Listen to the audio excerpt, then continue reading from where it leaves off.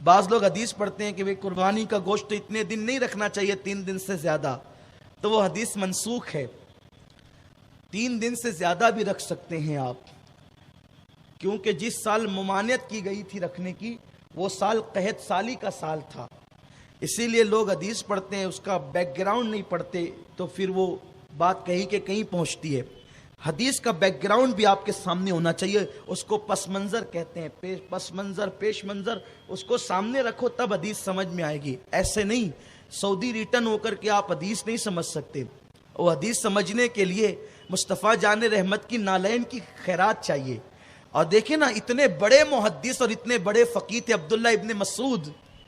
بھائیو، علم و منافع والا اسی کو ملتا ہے جو حضور کی نالین میں آتا ہے، حضور کی نالین کے قریب آتا ہے۔ ابن مسعود سے کسی نے پوچھا، او عبداللہ ابن مسعود، تم اتنے بڑے فقیہ ہو کہ تمہارے فتوے پہ صحابہ عمل کرتے ہیں، بلکہ امام بخاری تو حدیث لائے ہیں کہ عبداللہ ابن مسعود کو حضور علیہ السلام نے استاذ الامہ مقرر کیا ہے، امت کا استاد مقرر کیا ہے۔ بلکہ صحابہ کرام کی محفل ہوتی اور ابن مسعود ہوتے اور کوئی مسئلہ پوچھتا تو صحابہ کہتے کہ تجھے نہیں پتا کہ امت کا استاد موجود ہے اور تو ہم سے مسئلہ پوچھ رہا ہے۔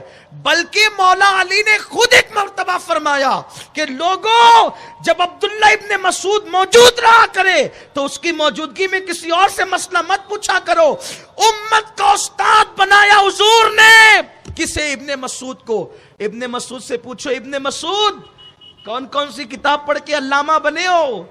عبداللہ ابن مسعود کہتے ہیں، میں تو چوڑی چوڑی آستین کے کپڑے سلاتا تھا اور حضور کے پیچھے پیچھے گھومتا رہتا تھا۔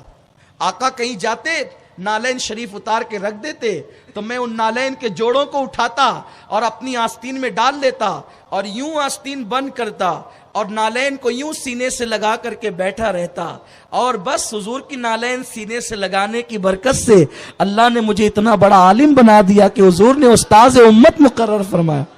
علم یوں آتے ہیں۔ کون سے علوم؟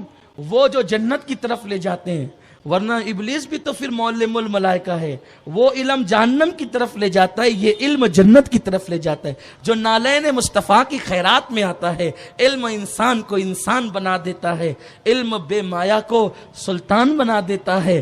علم اللہ جسے دے اسے عشق رسول و ایمان بھی دے، ورنہ یہ وہ ہے جو شیطان بنا دیتا ہے۔